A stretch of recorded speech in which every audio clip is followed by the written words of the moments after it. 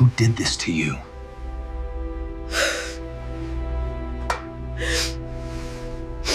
Rain pressed against the diner's windows in thin silver threads, blurring the neon signs outside into trembling smudges of color. Inside, the world was quieter, soft jazz humming from an old speaker. The smell of burnt sugar and late-night coffee hanging heavy in the air. Leora wiped down the counter with slow, careful motions, hoping the dim lighting hid the bruises blossoming along her arms. Each touch of the cloth sent a small ache up her muscles, but she kept her smile ready. Fragile as thin glass, the bell above the door chimed just once, low and final. A man stepped inside, bringing a draft of cold night air with him. His presence shifted the room so abruptly Leora's breath caught. He wore simple clothing, dark and unassuming, but something ancient clung to him like a shadow that refused to be shaken off. Power, old, coiled, and patient, he took a seat in the last booth, where the fluorescent lights flickered as though uncertain whether to shine on him. Leora forced her feet to move. Good evening, she said, grabbing the nearest coffee pot. Her voice steadied on the second word, but her hands didn't. The tremor in her grip was small, but unmistakable. He noticed. His eyes followed the slight shake, tracking it the way a predator senses the weak pulse beneath fur. A hinge of curiosity opened in his expression, quiet but cutting. Coffee, he said, his voice low enough that it seemed to warm the air rather than disturb it. She poured for him, trying to focus on the rising steam, instead of the way his presence seemed to pull at the edges of her thoughts. He studied her openly, not with rudeness, but with an unsettling, deliberate interest, as if she were a riddle he hadn't expected to find. The scent of fresh bruises lingered beneath the herbal soap she'd used to hide them, and beneath that, the faint metallic trace of her earlier bleeding. His gaze dipped to her arms, and Leora instinctively pulled her sleeves down. Their eyes met. The diner seemed to exhale into silence. "Who hurt you?" he asked, barely louder than breath. Her fingers froze around the handle of the pot. No one had ever asked her that, not like a vow, not like a threat wrapped in velvet.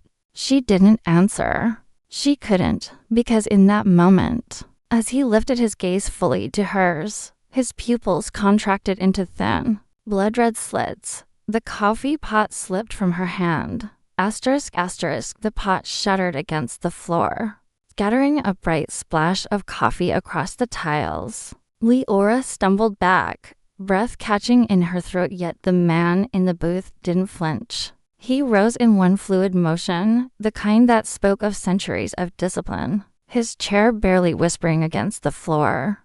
The moment he stood, the air shifted, curiosity drained from his face, replaced by a cold, surgical fury that made the lights above flicker in submission. His attention was no longer on the broken glass. It was on her. On the bruises she thought she had hidden, on the faint discolorations crawling along her skin like ghosts of hands that never should have touched her. "Don't," she whispered, stepping back as he advanced. "Please just stay seated. I'm fine. I swear I'm fine." Her plea only deepened something sharp in his expression. Fine. It was a lie, and he could smell lies the way he smelled blood. "You're shaking," he murmured, voice lower than thunder but far more dangerous. "And they dared to lay hands on you." "I said I'm fine." Her voice cracked. Her back touched the counter. There was nowhere else to go. He reached for her wrist. Leora flinched, expecting pain, expecting violence, but his touch was impossibly gentle. Cool at first, then warming as though his hand were waking from slumber. Her pulse stuttered beneath his fingers, betraying everything she tried to hide. He turned her arm so the bruises caught the dim light. What he saw stilled him. They weren't ordinary marks. Something shimmered faintly beneath the skin, a thread of pale, forbidden magic she didn't even know she carried. The vampire's jaw tightened. His thumb brushed carefully over the bruise, and the moment he touched the glowing edge, power rippled through both of them. Leora gasped light, breathless because his touch didn't hurt. It soothed, as if the warmth sliding through her veins recognized him. He lifted his gaze to hers, and the promise inside it was unmistakable. "Whoever marked you with this," he said, voice sinking into a dangerous softness, "is playing with forces they do not understand. I will find them." Her heartbeat thudded painfully in her ears. You can't, please, just let it go." But the door chimed. Leora's words died. Two men stepped inside broad, armed, eyes scanning the diner like hunters tracking prey. And the moment she saw them, her entire body locked in dread. The men entered with the swagger of those who believed the night itself bode for them. Their boots scraped across the tiles, leaving a trail of cold tension in their wake. Leora stiffened so sharply the Vampire King felt the jolt pulse through her wrist. Before she pulled her hand away, "Well, look who's working late," one of them drawled, his voice thick with mock affection. "Little Leora, thought you'd be smarter than hiding from us." Double quotes. The king didn't move, not outwardly, but something inside him shifted like a blade sliding free of its sheath. His senses flared, tasting the air around the newcomers. Rot, iron, shadow magic, stale, corrupted, and wrong. Creatures who had no right to walk freely in human skin. Leora stepped forward instinctively, placing herself between him and them. "Please," she whispered toward the king without turning her head. "Don't, not here." She didn't understand that her plea was the only thin thread keeping him restrained. The taller man leaned against the counter, grinning at her bruised arms. "You know how this goes, sweetheart. He wants you back, your property. And when the boss says you belong to him," a soft crack snapped through the diner. The lights overhead flickered, protesting the surge of ancient power bleeding into the room. Floorboards trembled under the pressure of it, as if the building itself felt the instinctive command to kneel. The king didn't even look at them. His gaze lingered on Leora, on the fear tightening her throat. On the way, her fingers curled as if preparing for pain. She was trying to protect him from them. A human girl protecting a predator older than empires. It should have amused him. It didn't. It enraged him. "Boss owns half the underworld," the shorter man added with a sneer. "And the girl? She's a very valuable." Leora flinched when he reached for her arm. He never made contact. In less than a heartbeat, the king dissolved into motion, silent, lethal. A shadow cutting through shadows. One blink, and he was gone from behind her. The next blink, and he stood behind the man, with his presence towering like a storm about to break. The thug froze, breath catching as icy dread slid down his spine. The king leaned close, his whisper brushing the man's ear like the promise of a grave. "Touch her again," he murmured, voice smooth and deadly, "and see what happens." The man's smirk was the final provocation. In an instant, the Vampire King moved, a blur of darkness and force. With a motion that seemed impossible for a human frame, he hurled the man into a booth. The impact shattered wood and bone like the crash echoing through the diner. Like thunder trapped indoors, silverware clattered across the floor, and a cup rolled to a stop against the edge of a blood-stained tile. Leora screamed. Her hands clutched over her mouth as terror surged through her. "Stop, please, stop." Her voice trembled with a mix of fear for the king, and fear for what his wrath could bring upon the city if unleashed. Every instinct in her told her to flee, but she was frozen, caught between awe and horror. The second man's eyes widened, not in fear, but in calculating malice. From beneath his coat, he drew a blade that shimmered with ash-like particles, enchanted, deadly. He lunged. Time slowed for Leora. She felt the air thicken, the shadows around the king trembling as if alive. He shifted, and the darkness around him coiled like serpents, black and fluid, wrapping around the diner's corners and walls. The blade met the edge of the shadows and sank harmlessly into them, sparks of forbidden energy hissing as if burned by their own arrogance. The men staggered back, their bravado faltering as the king's true presence filled every inch of the room. Then, as quickly as it began, the confrontation ended. The two intruders fled, their boots slapping against the wet pavement outside, still shouting promises that their boss would hear of this. The city, Leora thought, would tremble tomorrow but not today. She sank to the floor behind the counter, trembling, chest heaving. Panic and guilt coiled in her stomach like serpents, tightening with each ragged breath. She had never witnessed such unbridled power, and part of her was terrified by how easily it could have obliterated everything she loved. The diner's shadows settled, the air thick with the scent of burnt coffee and fear. The king knelt beside her, his presence folding around her like a protective storm. His hand brushed her hair back, fingers impossibly light yet commanding. "They're not the ones I'm concerned about," he murmured, voice low, vibrating with unspent power.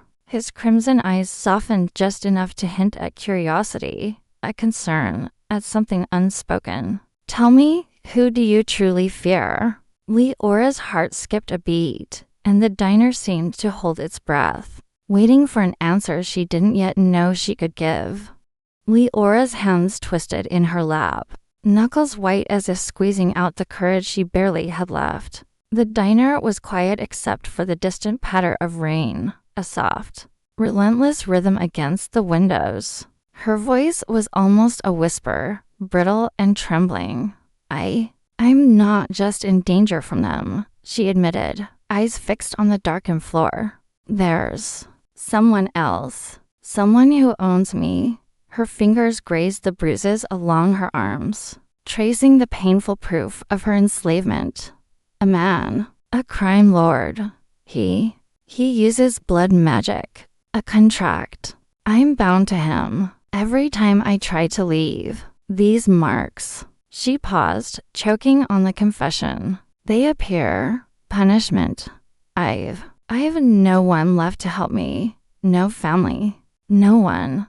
The king's crimson gaze darkened, and the atmosphere seemed to shift around him. He leaned forward, long fingers brushing the edge of her trembling hand, but not touching. His eyes scanned her, not with curiosity this time, but with a quiet, simmering understanding. "Blood contracts are old," he murmured, voice soft but commanding. "Dangerous and rare, especially one tied to a mortal. And yet..." He inhaled sharply, nostrils flaring as if catching a scent only he could perceive. "He's accessed relics of vampire origin." His words fell like stones in the small room. He should not have the power to bind a human, not without attracting consequences he cannot imagine. Leora flinched at the thought, her fear coiling tighter in her chest. I've tried to run. Every time. These marks." She swallowed hard, eyes brimming with tears that she refused to shed. "They leave me no choice." The king's expression softened, a rare flicker of empathy cutting through the cold, predatory perfection he usually wore like armor. His voice, low and velvety, carried a warmth that made her chest ache with something she couldn't name. "You've suffered far more than you should," he said quietly, almost reverently. His crimson gaze lingered on her bruised arms, tracing the path of every mark. "And yet you endure. Brave, but fragile. I see you, Leora. I will not let him continue this." Her breath caught. The room seemed impossibly silent, the hum of the neon sign outside the only sound between them. For the first time, she felt not safe but seen, truly seen. He straightened, the shadows around him coiling and settling as if waiting for his command. His eyes blazed with a dangerous intensity, one that could level mountains, cities, even kingdoms if he chose. I will break the contract, he vowed, voice low, certain, and coldly beautiful. No matter the cost, even if it ignites a war. Leora's stomach dropped at the weight of his promise. Outside, the rain pressed harder against the windows, as if the night itself sensed the storm about to be unleashed. Asterisk, the city slept under a shroud of rain and shadow, yet it never truly rested. Whispered rumors skated along alleyways, through abandoned train tunnels, and across the gilded halls of the supernatural elite. The vampire king had crossed into mortal affairs. The news spread like wildfire, igniting murmurs of fear, awe, and unrestrained curiosity. In the hidden chambers of his council, his advisors gathered, faces pale in candlelight, their voices tight with worry, exposure, rebellion. The fragile balance they had maintained for centuries teetered on the edge of a blade. Meanwhile, Leora moved through the diner's last tasks with hands that shook beneath her apron. Every step toward the closing door felt weighted, heavy with dread. The memory of the men's threats, the king's power, and the marks that branded her like invisible chains pressed against her chest. She wiped down the counters mechanically, each motion a brittle attempt at normalcy, her heart thrumming like a warning drum. Outside, rain fell in relentless sheets, washing the streets with silver and shadow. Leora tucked herself under her coat, clutching the bag that contained her few belongings. Fear and anticipation twisted together in her chest. She knew that leaving the diner didn't mean escaping the storm. It only carried her closer to the man who claimed dominion over her through blood and terror. Above, perched like a wraith on the jagged rooftops, the king observed. Cloaked in shadows that clung to him like silk, he followed her silently, a predator disguised in patience. His gaze never left the building she called home, a crumbling relic of brick and peeling paint, crowned with a crooked fire escape.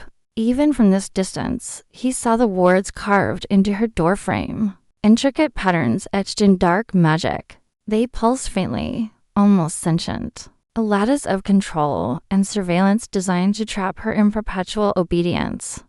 His jaw clenched. The world seemed to narrow round him, the rain whispering against stone like a chorus of warning bells. Fury coiled deep inside him, ancient and unyielding, a storm waiting to be unleashed. Every instinct screamed at him, destroy the wards, free her, make the world pay for daring to cage someone under his protection. He dropped silently to the ledge below, close enough to reach the doorframe without revealing himself. Fingers extended, pale and lethal, he traced the dark symbols. The moment his skin brushed the carved magic, a searing fire erupted along his hand, ancient power clashing with ancient power. He hissed, pulling back just enough to suppress a roar, crimson eyes flaring as the ward fought against him with a malevolence that had no right to exist. The night held its breath. Rain blurred the edges of the city, yet the air between him and the door crackled with a promise. This battle had only begun. Asterisk, the burn along his hand throbbed with a heat that was more than physical, a pulse of stolen power, alien and blasphemous. The king's fangs lightly grazed his lower lip as realization struck. These wards were not ordinary mortal enchantments. Someone had taken relics that belonged only to his royal bloodline, artifacts forged to bind souls, to command devotion and obedience. Whoever had done this was walking on forbidden ground, meddling in powers that could unravel centuries of balance. Leora, her voice barely steady above the rain's whisper against the window, spoke. Come inside, she urged, her hands twisting nervously in her coat. It's not safe out here alone. Fear lingered in her words, but beneath it was something softer, a quiet trust she rarely offered. He stepped past the threshold with the ease of a shadow, the scent of rain and old wood mingling with the faint trace of her blood-bound fear. The apartment was sparse, worn, and fragile, but every corner told a story of careful survival. Sigils etched in ink and scratched into wood pulsed faintly in the dim candlelight. tethering pieces of her spirit to a power she could neither escape nor fully understand. The king moved through the room silently, examining each mark, each loop of forbidden writing, his crimson eyes tracing lines that could have spelled doom. Every brush of his gaze made the air quiver, and Leora could not look away. For the first time, she saw a crack in his otherwise impenetrable exterior. Concern. It softened the edges of his predatory features, revealing a depth she could neither name nor resist. "Someone wanted you," he said quietly, voice low enough to stir the hairs at the nape of her neck. "Not randomly. You were chosen." His eyes met hers, and she shivered not with fear, but with the weight of knowing she had become the target of something vast, ancient, and dangerous. Leora's stomach churned, a mixture of dread and relief. Relief that he was here, that he had seen her, not just the girl bound in fear, but the fragments of her spirit scattered by cruel hands. Dread for what awaited her, for the power now entwined around her soul. He knelt by the floorboards near the bed, his hand resting lightly on the worn wood, eyes narrowing as his senses probed. The faint pulse of dark energy resonated from beneath the boards, subtle yet insistent. A hidden compartment yielded a small talisman, its surface engraved in dried blood. The king's lips parted slightly, and Leora's breath hitched. Her name was carved into the talisman, blood-etched, permanent, intimate, and a chill ran through the room that had nothing to do with the rain outside. He whispered, almost to himself, "So this is why they wanted you." The apartment seemed to grow smaller, the shadows pressing closer, as if the air itself recognized the awakening of a threat, far greater than either of them could yet grasp. The talisman pulsed faintly in the king's hand, a heartbeat of dark intent. Symbols etched in dried blood seemed to writhe beneath his gaze, whispering of rituals that defied the natural order. His crimson eyes darkened as he traced the carvings. This is not merely a binding," he murmured. "Your soul was marked for harvesting. They intend to trade it for immortality, for power beyond human comprehension."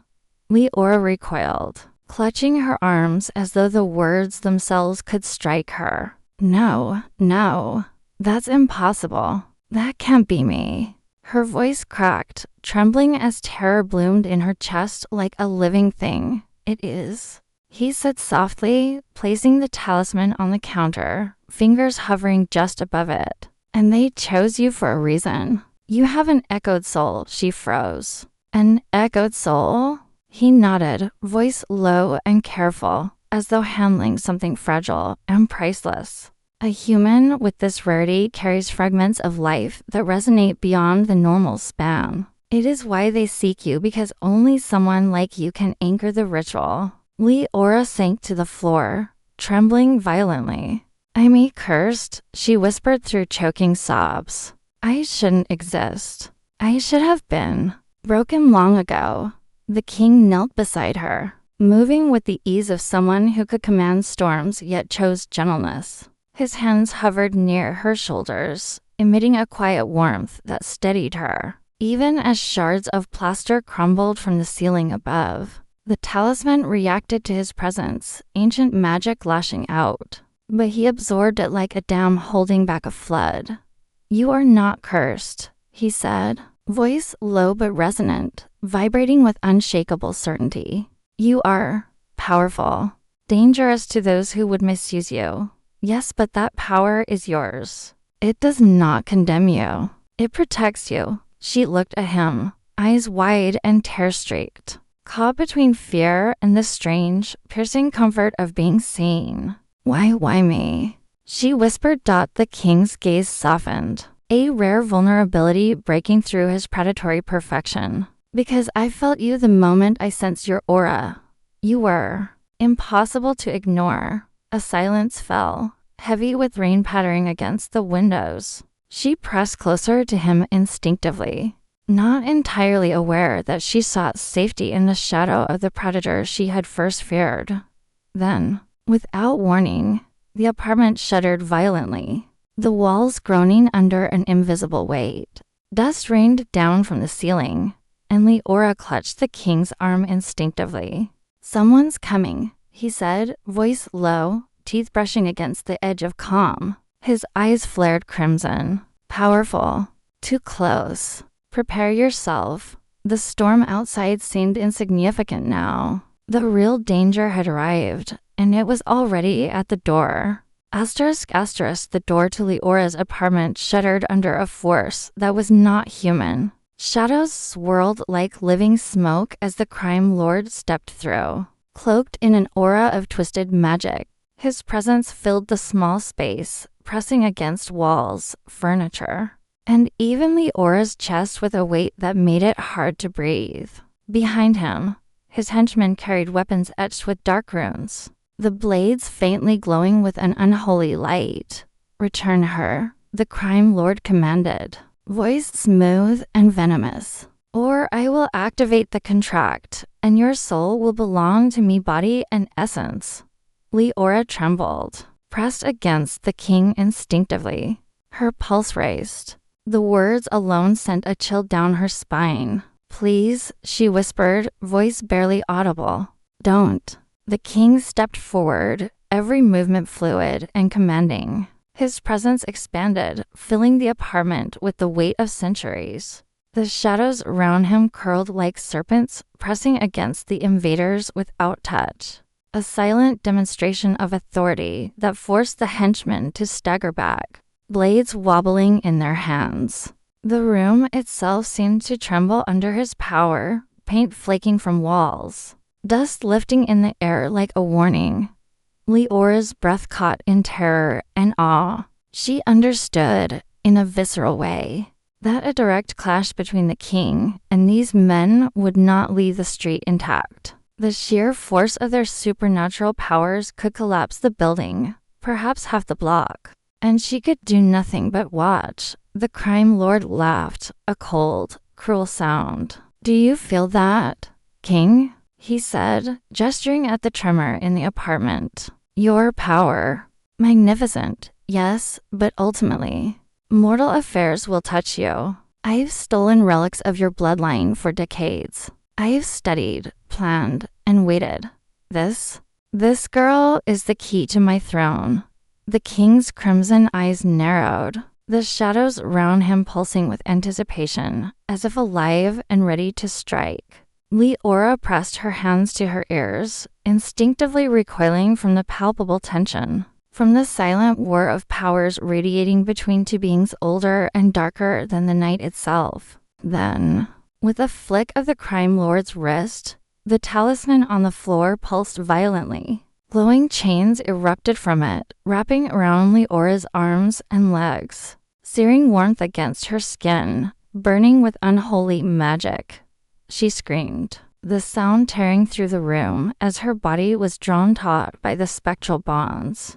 The king's hand shot forward, crimson light swirling around him, shadows snapping toward her. "Leora." He roared, the fury in his voice shaking the window's dot, and in that moment, the room seemed to hold its breath, waiting for the collision of forces that could unravel everything. Asterisk, the chains writhed like living serpents, glowing with an unholy light that seared Leora's skin and clawed at her very essence. Every pulse of their power dragged her forward, stealing the air from her lungs, making her knees buckle against the floor. Her hands grasped at the invisible tethers, but it was like trying to hold water, powerless against the force that sought to claim her. "Leora." The king bellowed, his voice a thunderclap that shook the room and rattled the walls. Shadows stretched from him like black fire, coiling and twisting with purpose, racing toward her in a living tide. His eyes burned crimson, and his fingers traced sigils of ancient magic in the air. The very floor trembled under the weight of the forces colliding in that small apartment. He reached her side just as a tug of cursed energy nearly dragged her across the room. Placing his hand over her shoulder, he channeled royal magic that had slept for centuries, his power flaring outward like a black sun. The chains hissed and writhed, their heat burning into his flesh as well, leaving glowing marks that seared his arms. Each touch of the cursed fire was agony, but he did not falter. "Hold on," he growled, voice rough with exertion. "I will not let them take you." Leora's body collapsed against the floor, her cries mingling with the roar of magic and the hiss of the chains. Her soul felt as though it were being pulled in two directions at once, one tethered to the crime lord's dark ambition, the other anchored to the king's relentless protection. Her vision blurred, tears streaming as pain and fear warped every sensation. With an explosion of shadowed power, he ripped the first chain apart. Sparks of corrupted light flared as it disintegrated. One by one, he tore through the bonds, his movements a furious ballet of claws and shadows. The air smelled of burnt magic and iron, and the room seemed to warp, flickering between night and some deeper, more primal darkness. The chains screamed as they broke, but the last one refused to yield. Its glow intensified, brighter than the rest, pulsing with a malevolent hunger that made the king's jaw tighten. He gritted his teeth, feeling the burn creeping up his arms, the strain threatening to consume him. Leora's voice rose again, a raw, desperate plea that vibrated through the room.